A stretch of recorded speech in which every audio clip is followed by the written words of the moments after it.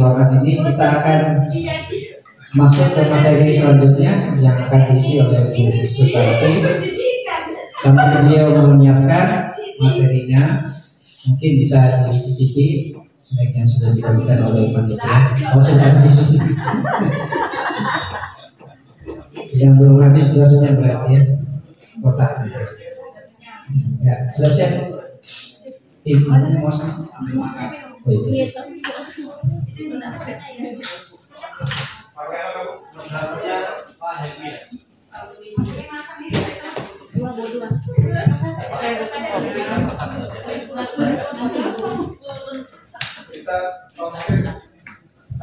Mungkin karena materinya kan teman kita sendiri, jadi nanti langsung interaktif aja ya. Kalau memang mau diskusikan dengan kita silakan saja.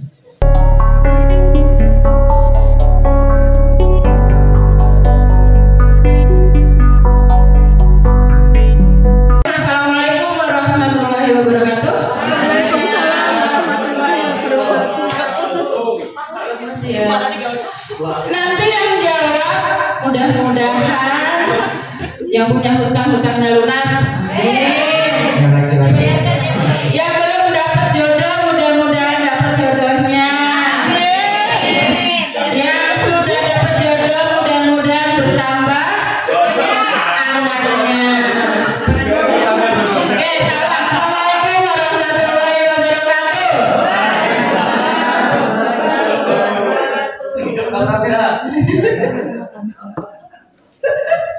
Terima kasih. Saya di sini sebetulnya sharing aja teman-teman ya, bukan berarti narasumber.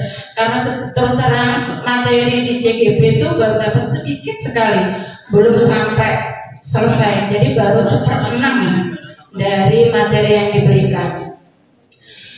Jadi tadi sempat saya sudah ngasih post-it. Bapak Ibu saya minta nulis sebetulnya kaitannya dengan kurikulum Merdeka itu orientasinya kepada murid dan murid. Tadi pertanyaan saya, tolong tuliskan cara penyampaian dari narasumber yang Ibu inginkan. Itu sebetulnya adalah perwakilan dari siswa-siswa Bapak Ibu. Jadi saya bacakan ya Bapak Ibu yang mewakili siswa-siswa ini.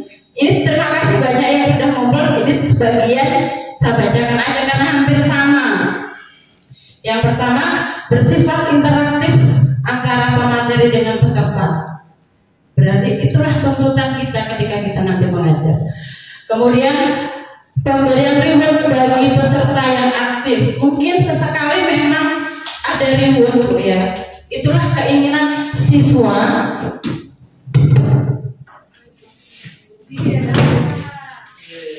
Untungnya saya siapkan reward juga nih. Mudah-mudahan saya sebagian lah bisa memenuhi keinginan dari yang ditulis Bapak Ibu di sini.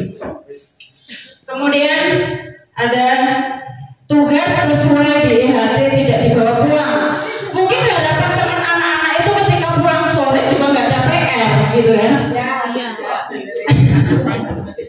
Iya betul. Kemudian banyak diskusi santai, jadi jangan tegang. Itulah harapan anak-anak kita Bu. Kemudian dapat memberikan pemahaman, oke. Materi dapat disampaikan dengan fun, disertai games. Bahasa Inggris itu fun begini. Berapa juga bisa.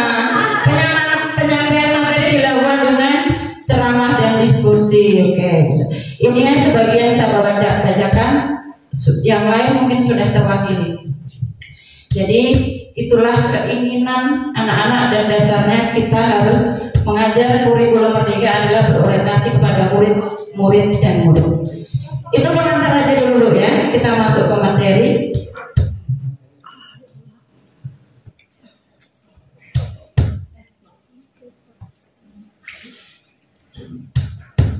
Apa sih itu? Mau jatuh ini. Jatuh ya no.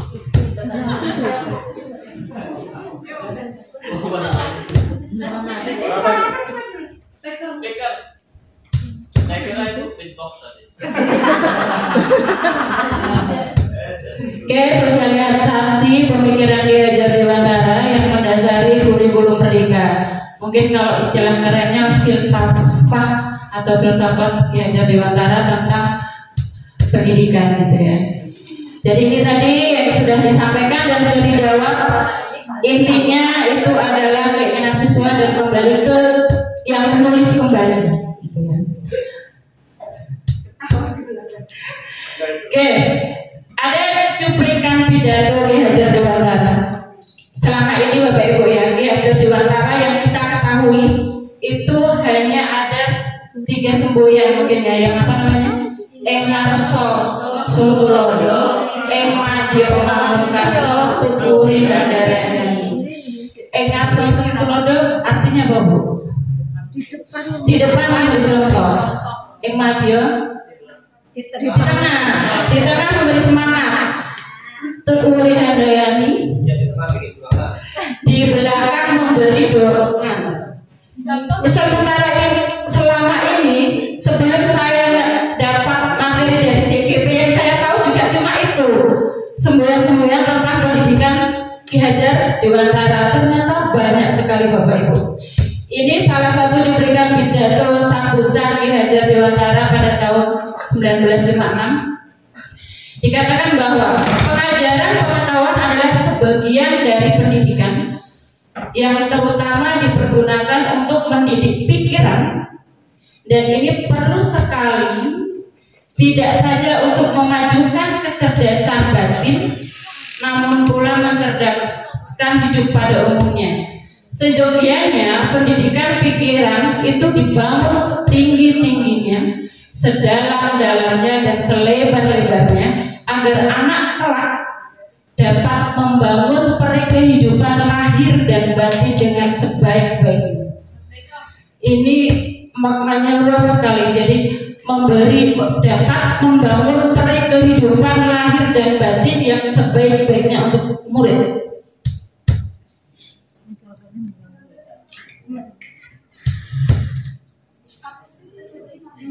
Oke. Tujuan pendidikan menurut Ki Hajar Dewantara itu adalah menuntun segala kodrat yang ada pada anak-anak agar mereka dapat mencapai keselamatan dan kebahagiaan yang setinggi-tingginya sebagai manusia maupun sebagai anggota masyarakat. Oleh sebab itu, pendidikan hanya dapat menuntun tumbuhnya atau hidupnya kekuatan kodrat pada anak-anak agar dapat memperbaiki lakunya hidup, tumbuhnya kekuatan kodrat anak.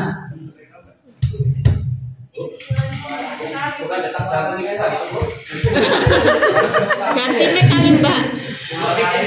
Ganti mic.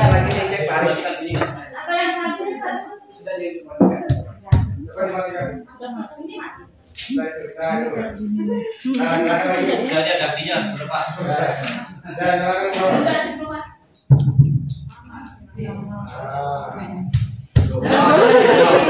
Oh, ini ya Pak. Bentar.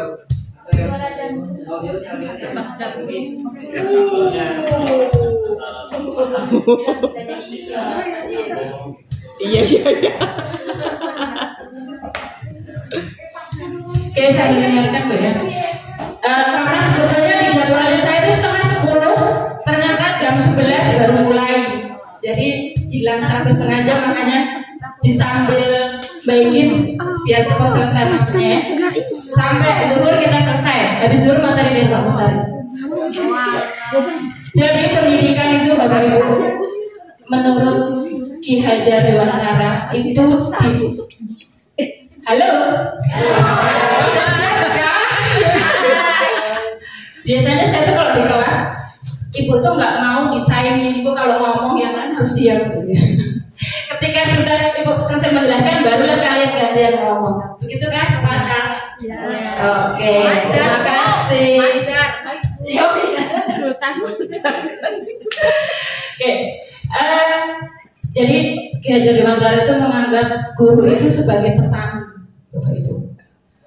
Dan siswa kita itu adalah bibitnya. Bibitnya kita ya petani atau tukang kebun. Siswa kita itu sebagai bibitnya. Kan siswa kita itu ada yang bibit unggul, itu Bu ya.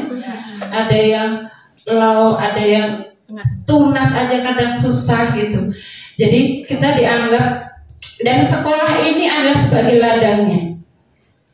Bagi tujuan sekolah ini menurut Ki Hajar Dewantara adalah guru harus bisa mengoptimalkan siswa yang unggul dan bisa meningkatkan siswa yang low. Jadi ketika yang sudah unggul kita tidak kasih penyiraman, pupuk, kan yang unggul bisa jatuh Bu ya, bisa menurun ya. Ketika kita tidak memberikan treatment atau perawatan, penyiraman, pemupukan dan sebagainya. Sama halnya siswa kita, ketika SMP masuk unggul, belum tentu ketika SMK dia lebih unggul. Itu tergantung guru ketika merawatnya ketika masa di sekolah. Dan ketika siswa yang low, diharapkan ketika mereka sekolah di sekolah kita sebagai guru, kita harus bisa tetap lebih memperhatikan yang low ini. Jadi jangan sampai dia tetap low terus seperti itu. Minimal kita bisa membekali ketika lulus, nanti minimal membekali apa keahliannya dia. Enggak, setiap orang punya keahlian masing-masing. Enggak harus pintar matematika, harus lulus mapel ANBK-nya harus bagus semua, UASBN-nya harus tuntas semua, bagus semua. Enggak harus seperti itu. Tiap orang punya kelebihan masing-masing. Biar dia kita cari apa sih bakatnya anak itu, kita tingkatkan, bisa ditingkatkan di sekolah. Itulah harapan dari Ki Hajar Dewantara.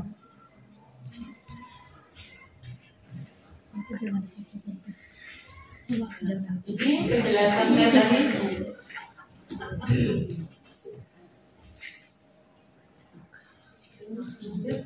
Ini agak dipercepat karena waktu saya juga dipercepat. Jadi ini akan saya putarkan video tentang bagaimana pemikiran Ki Hajar Dewantara bisa lebih paham. Yang menjelaskan bukan saya, langsung dari Dirjen Guru Tenaga Pendidikan Kemendikbud, Bapak Iwan Sahril. Kemudian saya minta nanti Bapak Ibu menuliskan hal baru apa yang didapat dari video tersebut. Nanti sambil diputar saya bagikan, ya. Kemudian tadi sudah yang ini pakai yang baru lagi. Kemudian ketika selesai videonya, nanti perwakilan dari Bapak Ibu membacakan. Kalau memang itu bagus, menurut saya ada 2 yang dapat demonstrasi dari saya. Oke ya? Rahasia lah.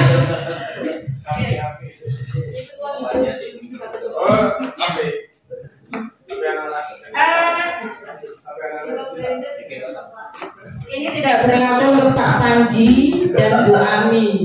Bu Ami takutnya nanti nepotisme lah adiknya. Jadi saya di depan nggak berlaku untuk Pak Panji dan Bu Ami. Terima kasih.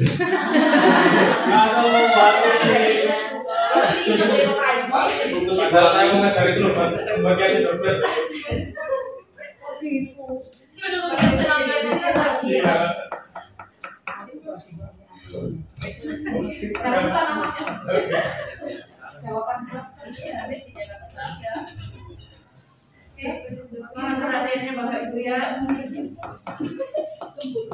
Setiap kata-kata yang disampaikan tolong dipahami, diresapi. Ini sangat. Oke, dibagi dulu ya. Minta bantuannya Pak Elmi. 1 orang boleh 2 ya. Minta bantuan. Ya tadi itu Pak. Oh ya. Saya di belakang. By aja capek. Atau bisa dia. Atau bisa di rumah ya. Sekali lagi, nanti tolong tuliskan di kertas yang dibagikan hal baru apa yang Ibu dapat dari video ini, sebanyak-banyaknya kalau orang boleh minta lagi, atau mungkin hal yang paling terkesan bagi Bapak Ibu dari paparan yang disampaikan. Semua sudah dapat kertas Bapak Ibu? Sudah, oke. Pada izinkan saya memaparkan referensi saya Suaranya kurang keras. untuk membawa anak Indonesia mencapai kemerdekaan belajar. Ada dua hal yang ingin saya sampaikan di sini.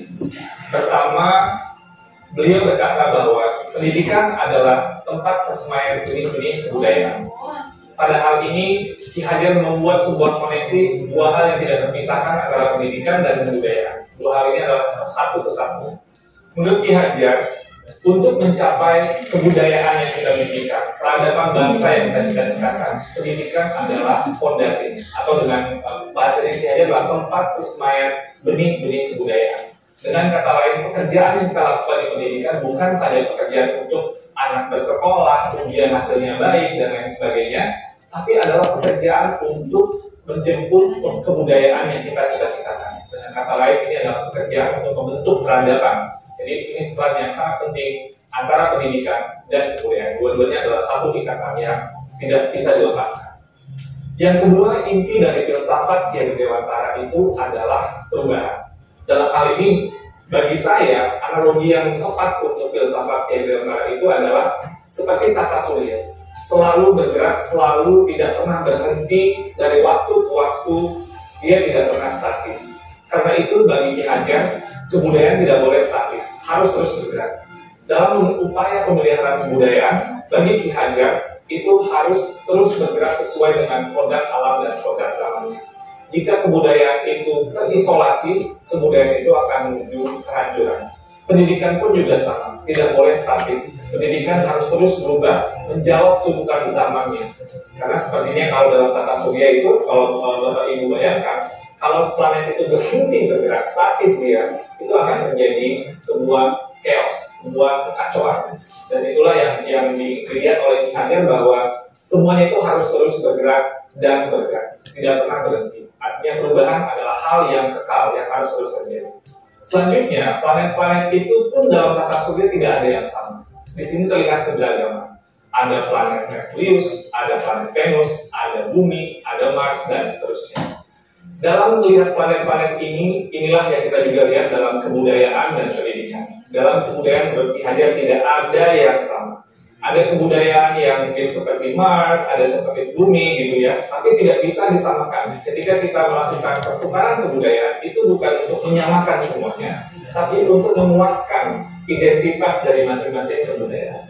Dan kebudayaan itu terus berputar dan terus berputar pada sumbu yang sama. Dan dalam filosofi Ki Hajar, sumbunya ini atau di mana semua planet itu bersumbu itu adalah nilai-nilai kemanusiaan. Dan ini yang menjadi hal yang esensi dari semua kebudayaan, dimanapun kebudayaan itu berada, baik itu kebudayaan di Indonesia yang beragam maupun kebudayaan dunia yang juga sangat beragam. Esensinya menurut dia adalah nilai-nilai kemanusiaan. Pendidikan pun juga sama. Anak tidak pernah ada yang sama. Dua anak kembar itu tidak pernah sama persis, bahkan kembar siam sekalipun. Fitrah dari penciptaan dari Yang Maha Kuasa itu adalah keberagaman. Menurut Ki Hajar, biarkanlah anak-anak itu memiliki keunikannya sendiri-sendiri. Ibarat planet-planet tadi, mereka bergerak dengan kecepatannya sendiri-sendiri. Kalau Bapak Ibu lihat di tata surya, Merkurius itu berputar sangat cepat, sementara mungkin planet Jupiter itu agak lambat berputarnya. Dan ini mereka juga berputar dengan kecepatannya sendiri-sendiri sesuai dengan orbitnya masing-masing. Masing-masing punya cerita di dalam planet yang berbeda-beda. Jadi tidak bisa dipaksakan Bumi itu harus menjadi seperti Saturnus atau Neptunus untuk menjadi Merkurius. Semua ada orbitnya masing-masing, semua bergerak pada sumbu yang sudah diatur dan hamba pada nilai yang sama, yaitu nilai-nilai kemanusiaan. Nah, lalu apa yang kemudian menjadi relevansi pemikiran-pemikiran Ki Hajar Dewantara terhadap transformasi pendidikan yang sedang kita lakukan sekarang? Filosofi Ki Hajar adalah filosofi tentang perubahan. Dalam hal ini ada 3 kerangka perubahan Ki Hajar Dewantara. Yang pertama adalah kodrat keadaan. Dalam melakukan perubahan, kita harus melihat kodrat keadaan yang terbagi dua. Pertama, kodrat alam. Yang kedua, kodrat zaman. Kodrat alam itu adalah terkait dengan alam tempat di mana masyarakat itu berada. Seperti yang digambarkan oleh Ki Hajar, kalau alamnya daerah pertanian itu berbeda dengan daerah pegunungan atau daerah pantai. Yang 2 musim itu berbeda dengan 4 musim dan seterusnya. Ki Hajar bercerita bahwa kalau orang Belanda melihat orang Indonesia itu boros, karena orang Indonesia alamnya sangat ramah sekali, jadi tidak pernah mungkin berpikir untuk masa depan yang terlalu jauh, karena alamnya selalu menyediakannya. Sedangkan orang Indonesia melihat Belanda itu pelit, tapi ini Belanda dibentuk oleh alamnya juga, karena dia harus hidup 4 musim, dia harus berhemat, karena nanti ketika datang musim dingin, tidak bisa lagi tumbuh atau pertanian tidak bisa bergerak. Jadi ini kodrat alam yang membentuk sebuah kebudayaan, kebiasaan sebuah masyarakat. Nah, lalu juga ada kodrat zaman, bagian kedua dari kodrat keadaan. Kodrat zaman ini berarti bahwa walaupun alamnya sama, seperti daerah Bandung atau daerah Semarang dan lain sebagainya, itu tidak pernah sama dari waktu ke waktu. Jakarta tahun 1950 berbeda dengan Jakarta tahun 2020, dan akan berbeda dengan Jakarta 2050 dan seterusnya. Masing-masing zaman itu memiliki tantangannya sendiri-sendiri. Pada saat ini tantangan kita adalah bagaimana menjawab revolusi industri 4.0 dan sebagainya. Percepatan revolusi teknologi ini sangat luar biasa, dan ini merupakan tantangan yang pada zaman ini sedang kita hadapi. Lalu yang kedua adalah prinsip melakukan perubahan. Kalau tadi kodrat keadaan, yang kedua ini prinsip melakukan perubahan. Di sini ada yang namanya azas trikon, kontinuitas, konvergensi, dan konsentris. Dalam melakukan perubahan, menurut Ki Hajar, kita harus melakukan sebuah dialog kritis dengan sejarah kita. Kita harus menjaga nilai utama dari masyarakat kita, harus berakar pada identitas utama dari sebuah masyarakat. Jadi walaupun perubahan itu menjawab kodrat zaman, tapi nilai esensi budaya masyarakat itu harus tetap dipegang. Tapi juga harus ada dialog kritis sehingga bisa terus berubah. Jadi kontinuitas ini bisa terjaga dengan baik. Yang kedua, harus konvergensi. Maksudnya apa? Perubahan-perubahan yang kita lakukan itu harus menuju pada suatu titik yang memperkuat nilai-nilai kemanusiaan. Jadi dalam konteks konvergensi ini, pendidikan itu harus memanusiakan dan memperkuat kemanusiaan kita. Yang ketiga, konsentris. Jadi walaupun menuju pada nilai-nilai yang sama, gitu, suhu yang sama, tapi kita tetap harus menghargai keragaman yang ada. Karena kalau konsentris itu ibarat planet tadi, dia berputar sesuai dengan suhunya, sesuai dengan orbitnya, tidak bisa dicampur-campurkan. Karena itu pendidikan itu harus menghargai keunikan. Karena itu juga pendidikan itu harus memerdekakan. Biarkanlah masing-masing berputar pada suhunya, beredar sesuai dengan orbitnya. Menurut kata Ki Hajar, pendidik itu ibarat petani. Petani itu dia bercocok tanam, dia memiliki banyak sekali misalnya bibit. Ada bibit padi, ada bibit jagung, ada bibit kedelai. Yang padi, tumbuhkanlah dia sebagai padi. Jangan menumbuhkan padi itu berharap menjadi jagung. Tidak akan pernah menjadi seperti itu. Dan jangan pula memelihara jagung dengan ilmu memelihara padi, tidak jadi tumbuh kembangnya jagung itu. Jadi masing-masing itu sesuai dengan kodratnya, dan itulah keragaman yang dihadapi oleh para pendidik dalam konteks kehidupan sehari-hari.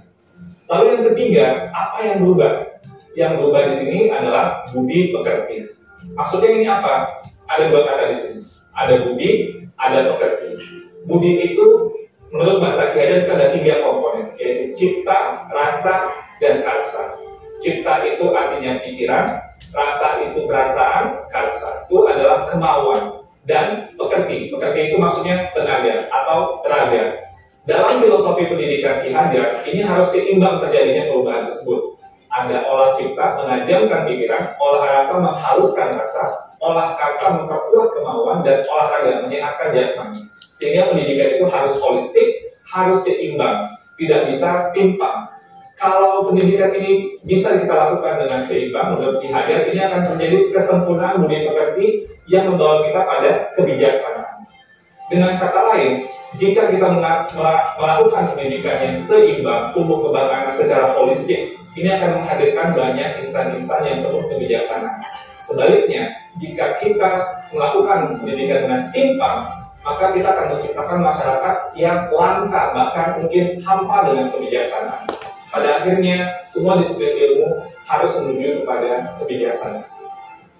Dan relevansi yang kedua dari apa yang kita pelajari dari filosofi Kiai Dirgantara adalah keharusan untuk memandang anak dengan rasa hormat, berorientasi kepada anak. Jadi apa tujuan pendidikan kita? Itu adalah murid. Jadi menurut Ki Hajar, semua yang kita lakukan di bidang pendidikan dan para pendidik itu harus berorientasi penuh kepada murid. Dengan bahasa Ki Hajar, salah satu azas dari Taman Siswa, bebas dari segala ikatan, dengan suci hati mendekati sang anak, tidak untuk meminta suatu hak, namun untuk berhamba pada sang anak. Kata-kata berhamba pada sang anak adalah sebuah analogi, tapi memiliki kedalaman nilai yang luar biasa. Bahwa Ki Hajar, seorang yang sangat ditokohkan, melihat bahwa berorientasi kepada anak ini adalah hal yang paling utama, paling esensial bagi kita para pendidik. Semoga refleksi singkat ini bisa menjadi sebuah inspirasi bagi Bapak Ibu semua, calon-calon guru penggerak yang saya bangga. Kurang kan, Bu Risma? Ini nah. Kurang keras ya? Kurang. Ini nah. Iki lah.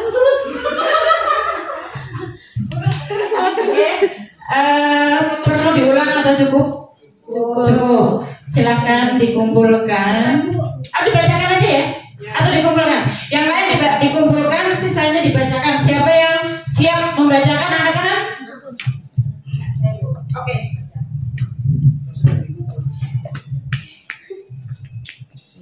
Assalamualaikum warahmatullahi wabarakatuh.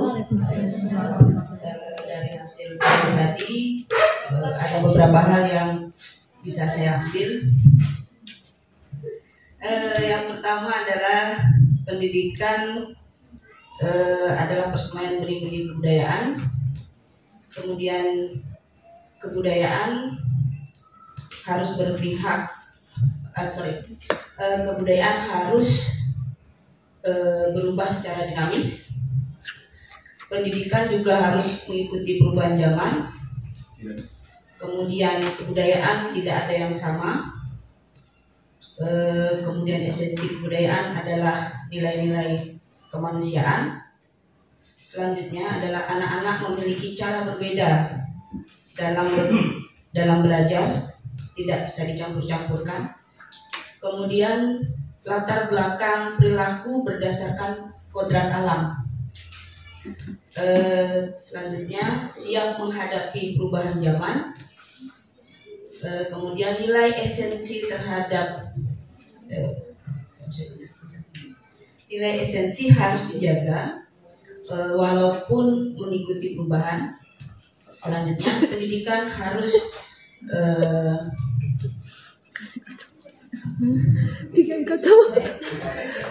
Tulisannya siapa itu? Tulisannya tiga itu. Pendidikan harus memuliakan, mendidik sesuai dengan kodrat. Selanjutnya perubahan harus seimbang dan pendidikan juga harus seimbang. Dan yang terakhir orientasi pada siswa dan siswa. Tepuk tangan buat Bu Hajar.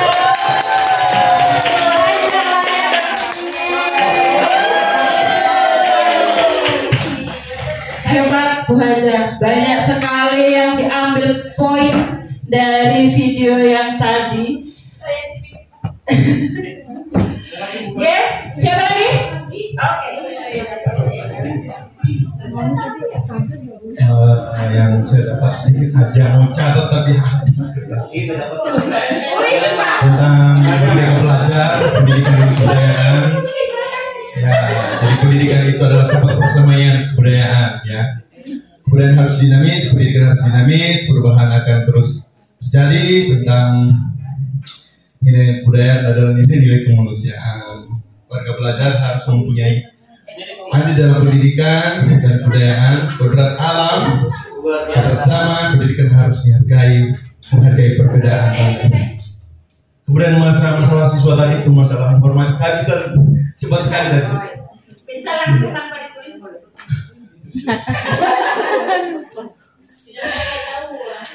Oke, silakan Pak. Ada dua aja hadiahnya.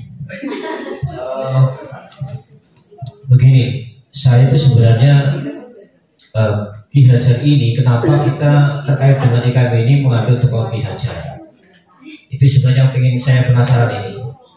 Kenapa Ki Hajar dipakai? Ya. Ki Hajar itu kalau kita nggak mungkin dia itu berdiri sendiri kemudian punya filosofi seindah itu. Ya, Ki Hajar itu kalau kita telusuri sejarah itu adalah seorang santri, gitu ya. Jadi itu hafal 30 juz Al-Quran gitu. Coba namanya itu Suwadi Suyaningrat. Ya, dan itu ternyata Ki Hajar sendiri artinya kan Hajar itu batu. Ya, filsafatnya batu itu adalah sang bapak batu, ya, simbol ketidakpintaran tapi rela ditetesi air terus menerus, rela mendengarkan, rela menerima ilmu pengetahuan dari manapun setelah ia mencapai kebijaksanaan, gitu ya. Jadi ini saya tambahin, jadi yang ada di sini saya tambahin itu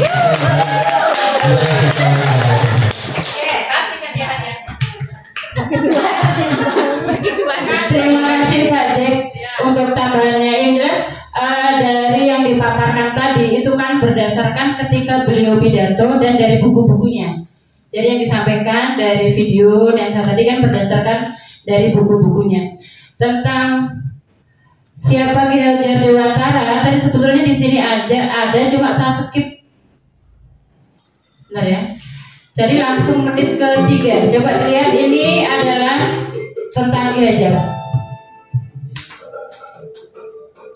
Setiap tanggal 2 Mei kita memperingati Hari Pendidikan Nasional yang diambil dari hari kelahiran Ki Hajar Dewantara.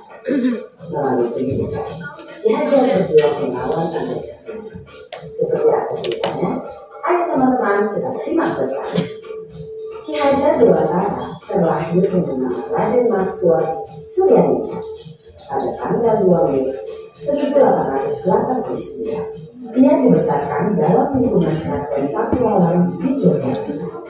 Ki Hajar sempat kuliah di Sofia atau sekolah dokter kebunan. Kemudian ia bekerja sebagai wartawan, perusahaan media, dan kaum muda. Sejak muda, Ki Hajar berani menentang pemerintah kolonial Belanda. Bersama Jos Becker dan Cito Mangunkusumo, ia mendirikan Indispartis pada tahun 1912 yang bertujuan mencapai Indonesia. Akibat kritiknya pada pemerintah Belanda dalam tulisan Seandainya Aku Sayang Belanda, Ki Hajar diasingkan ke Pulau Batu. Jos Becker dan Cito Mangunkusumo membela sahabatnya.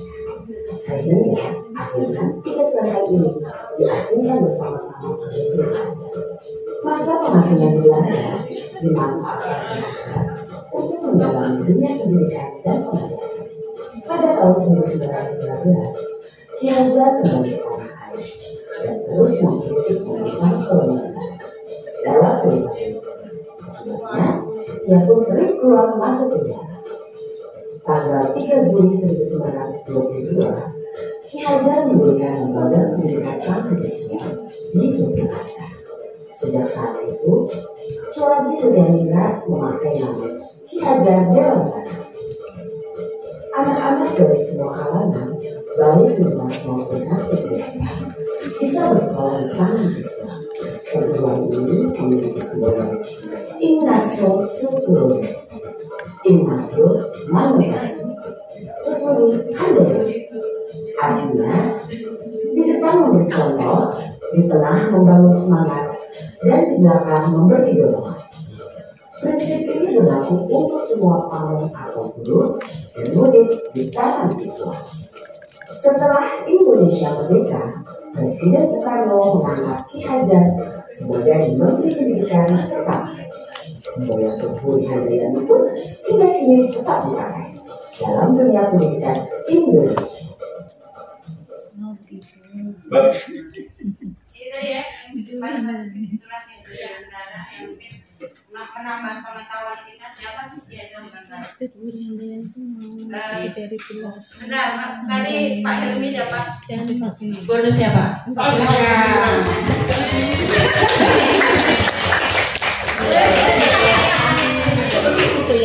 Oke, itu tadi pemahaman tentang dasar dari dasar-dasar pemikiran kurikulum Merdeka mungkin di, tapi ada sedikit slide saya yang perlu saya tampilkan sedikit, jadi yang tertutup.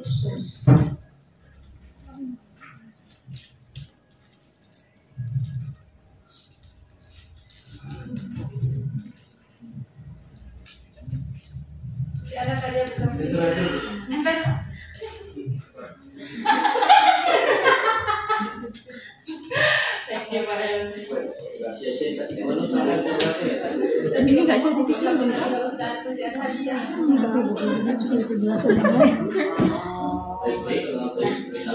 jadi ini juga perlu saya garis bawahi. Dalam proses menuntun, anak diberi kebebasan, namun pendidik sebagai pamong. Dalam memberi tuntunan dan arahan agar anak tidak kehilangan arah dan membahayakan dirinya. Seorang pamong dapat memberikan tuntunan agar anak dapat menemukan kemerdekaannya dalam belajar. Anak juga secara sadar memahami bahwa, ini yang penting Bapak Ibu ya, jangan sampai merdeka yang kebablasan, bahwa kemerdekaan dirinya juga tidak boleh salah itu ya, tidak boleh mengganggu kemerdekaan orang lain, tidaknya kurang diketik. Jadi jangan sampai sering dikatakan bahwa merdeka yang kebablasan. Jadi kemerdekaan yang ada di setiap diri siswa itu tidak boleh mengganggu kemerdekaan orang lain. Itu mungkin dari saya. Mungkin ada pertanyaan. Waktu saya tinggal 5 menit. Saya persilahkan.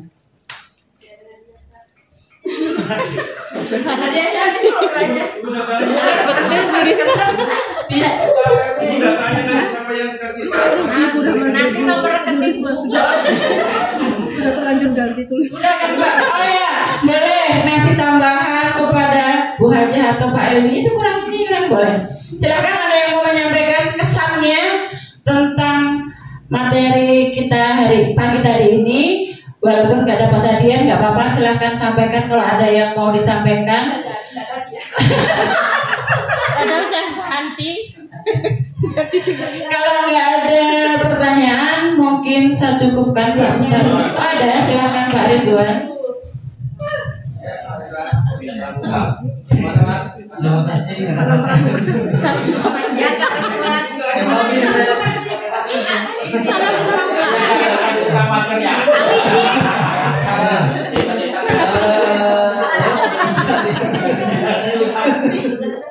Ya, terima kasih Bapak Ibu semua.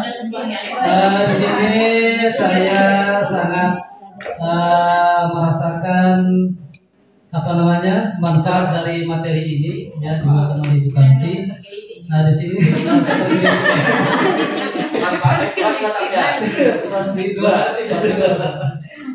jadi materi ini manfaatnya banyak sekali. Nah, di sini saya bisa merasakan bahwa ternyata anak-anak kita ini itu mempunyai karakter yang berbeda-beda. Jadi jangan kita membeda-bedakan siswa kita di dalam setiap kelas. Kita harus punya banyak kebijaksanaan dalam mengajar anak-anak kita.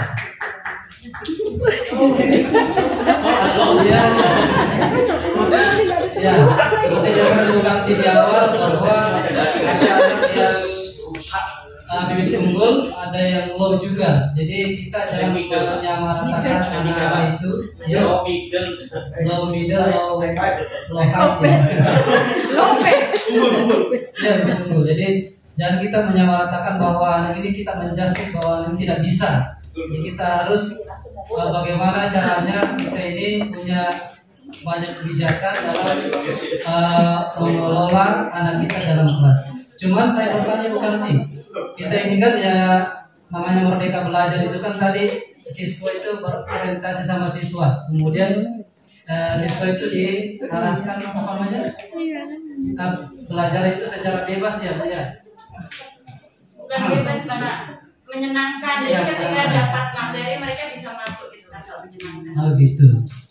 Menyenangkan boleh ada seperti Nah, kemudian kalau misalnya kalau Ya, kalau kita merdeka belajar itu misalnya kita membebaskan anak-anak itu berkreativitas sendiri, walaupun atas pantauan kita.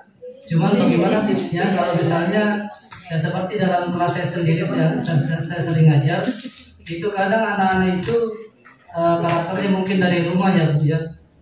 Itu suka usil gitu kan, suka usil. Kemudian kalau belajarnya kurang fokus, itu dia ngantuk gitu. Kemudian kalau betul-betul kita bebaskan begitu, bagaimana tipsnya Bu kalau supaya di kelas itu juga bisa efektif? Kasih aja. Sampai datang. Belum. Masih proses, Pak. Terima kasih.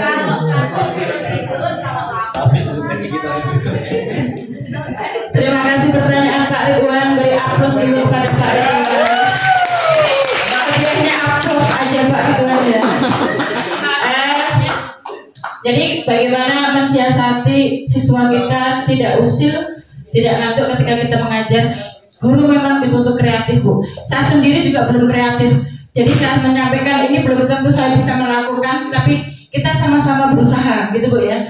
Jadi seperti pembelajaran saat ini saya berusaha, Bapak Ibu tidak ngantuk. Kira-kira ada yang ngantuk gak ya? Jadi saya berusaha teman-teman itu termotivasi mendengar materi saya dan tidak ngantuk. Itu merupakan contoh Pak ketika Bapak mengajar di kelas ya seperti itu. Mungkin sesekali dikasih reward.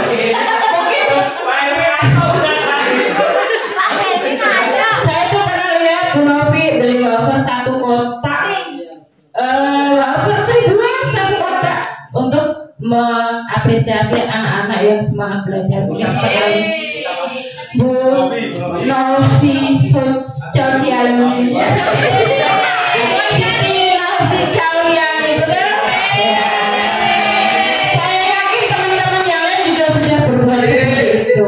Jadi kita sama-sama semangat kembali, kita berusaha belajar kreatif gitu ya. Terima kasih. Karena waktunya sudah habis jam 11.45. Ada yang mau tanya dulu? Oh silakan. Rodong le.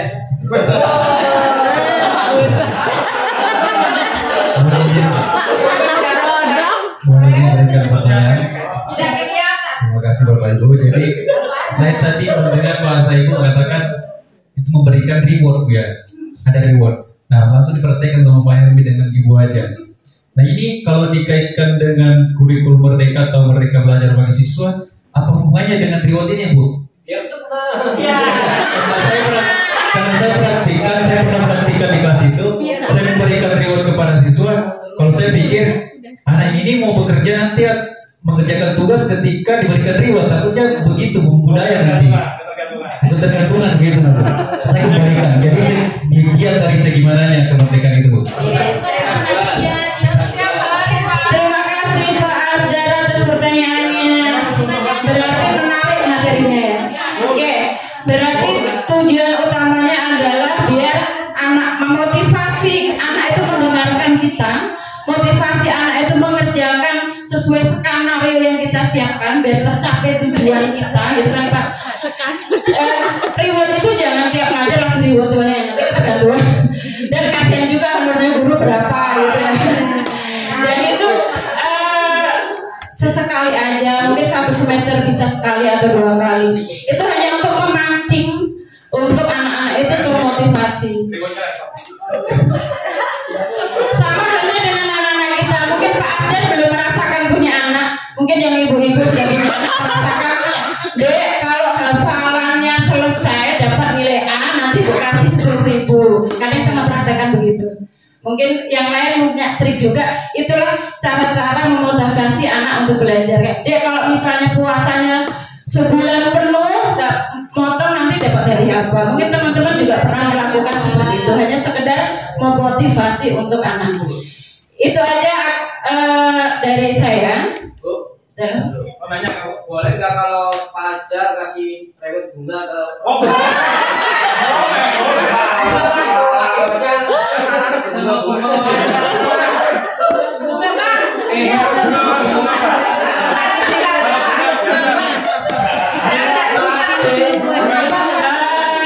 itu kayaknya di luar forum ini diselesaikan. Terima kasih atas perhatiannya Bapak Ibu. Assalamualaikum warahmatullahi wabarakatuh.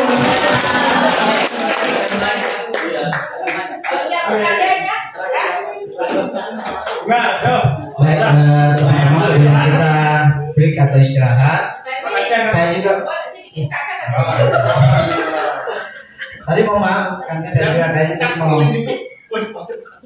sama-sama kita ini berbagi tentang kurikulum merdeka ya.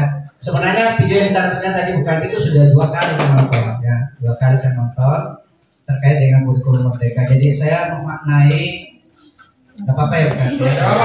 Jadi saya memaknai mungkin berbeda bahwa kurikulum merdeka ini filosofinya salah satunya kayak Dewantara. Jadi kita back kembali ke pencetus Tuhuri Handayani. Yang kembali kita ke dasar. Kenapa ada istilah merdeka? Karena ya kita pahami bersama Ki Dewantara itu di zaman kemerdekaan. Nah, terus tadi panjang diskusi sampai guru dikritisi oleh Pak Asda tentang reward ke anak-anak. Ya itulah mungkin makna dari bahwa bukan saja guru harus memaknai keunikan siswa, guru juga kayaknya memiliki keunikan. Ya, jadi ada istilah merdeka mengajar. Ya, merdeka mengajar. Jadi silakan Bapak Ibu ikutilah gaya yang menurut Ibu itu senangnya mengajarnya seperti apa. Karena mudah-mudahan senang, tapi jangan CBSA catat buku sampai habis. Jangan CBSA catat buku sampai habis.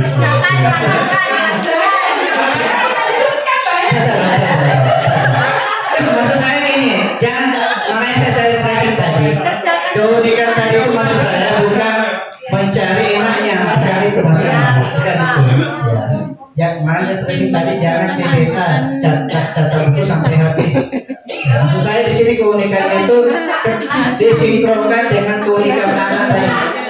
Ya, kalau merasa tadi tidak punya mencari bagaimana kesenangan anak itu dengan cara reward, mungkin cari yang lainnya lagi, cari yang metode yang lainnya seperti itu. Ini itu pendapat saya, jadi silakan kita dan tidak perlu ditanggapi karena posisi saya sekarang megang ini untuk sebagai panitia, sebagai pelaksana. Ya, jadi